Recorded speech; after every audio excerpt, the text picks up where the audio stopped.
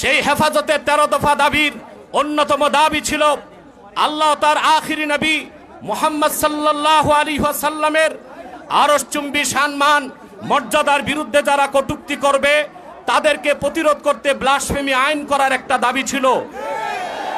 কিন্তু ভারত এবং ইসরায়েলের দালাল এই দেশের মুসলমানদের রক্তে যার হাত রঞ্জিত হয়েছে শেখ হাসিনা সেই দাবি মেনে নেয় নাই।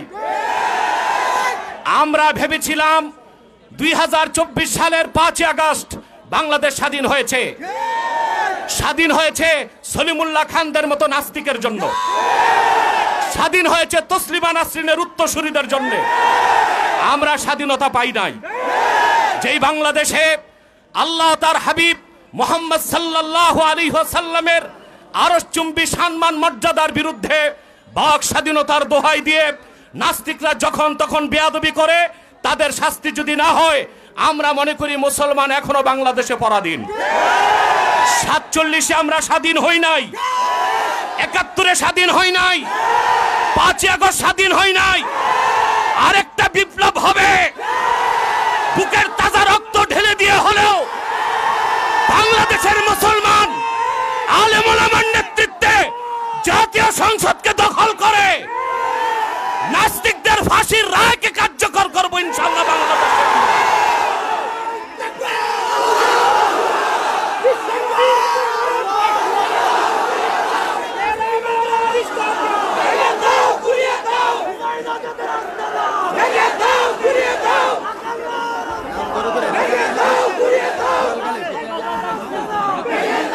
সম্মানিত সুধী, ডক্টর ইউনূস সাহেবকে বলবো, আলেমুল ইসলামের বিরোধিতার কারণে নাস্তিক আর ব্লগারদের প্রশ্রয় দেবার কারণে শাহরিয়ার কবির মুনতাসির মামুন ওইসব নাস্তিকদেরকে প্রশ্রয় দিয়েছিল, হাসিনা ক্ষমতায় থাকতে পারে নাই।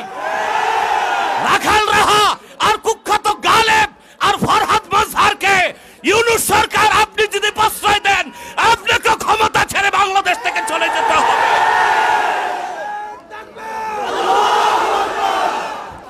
আর মিছিল নয়, এবার শরিয়া আদালতে মুরতাদের শাস্তি ফাঁসি নিজ হাতে আমরা কার্যকর করব।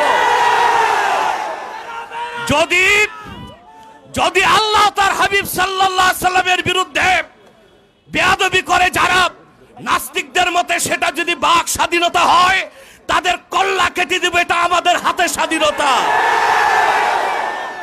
প্রিয় ভাইরা, আমি বলবো হেফাজতে ইসলামের শীর্ষ নেতৃবৃন্দকে, আপনাদের যাত্রা হয়েছে শহীদি কাফেলার মাধ্যমে, আপনারা চূড়ান্ত প্রস্তুতি দিতে হবে।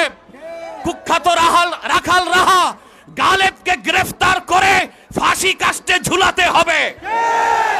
তাসলিমার কোন বই বাংলাদেশে চলবে না। কোরআন ও সুন্নাহ বিরোধী আল্লাহ তার আখিরি নবী মুহাম্মদ সাল্লাল্লাহু আলাইহি সাল্লামের আরশচুম্বী সম্মান মর্যাদার বিরুদ্ধে যেই কথা বলবে, বাক স্বাধীনতার দোহাই দিয়ে আমরা আমাদের হাতের স্বাধীনতা চালু করে দিব। তখন আবার চরমপন্থা বলবেন না। 5 আগস্ট আপনারা দেশ দখল করেছেন গণতান্ত্রিক পদ্ধতিতে না, চরমপন্থায়। মুসলমানও চরমপন্থায় নামতে বাধ্য হবে। আমাদের কলিজায় রক্তের ক্ষরণ হচ্ছে। রাখাল রাহা আর কুখ্যাত সোহেল গালেবের খুঁটির জোর কোথায় জানতে চান। এবার আমি বলছি একটি কথা, সকল মাযহাবের ইমামগণ একমত, قد انعقد الإجماع على أن من سب الله ورسوله صلى الله عليه وسلم يكفر ويقتل ولا تقبل توبة। আল্লাহ তার আখিরি নবী মুহাম্মদ সাল্লাল্লাহু আলাইহি সাল্লামের আরশচুম্বী সম্মান মর্যাদার বিরুদ্ধে যদি কেউ বক্তব্য দেয়, সে কাফের বলে ঘোষিত হবে, আর তার একমাত্র শাস্তি মৃত্যুদণ্ড, তার তওবা গ্রহণ করা হবে না। আপনারা প্রস্তুত আছেন?